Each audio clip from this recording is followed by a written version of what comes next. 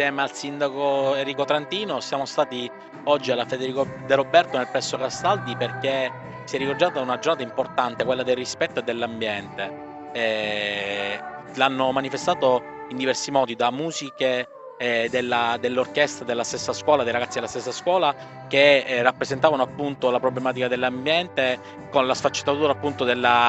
linguaggio musicale, e poi con un'esibizione di robotica nata dal riciclo e dagli scarti di altri elementi come vecchie macchine di giocattoli di bambini, vecchi computer, e hanno costruito, i bambini insieme agli insegnanti di questa scuola hanno costruito delle piste dove far appunto gareggiare queste macchine nate dal riciclo. E infine con dei video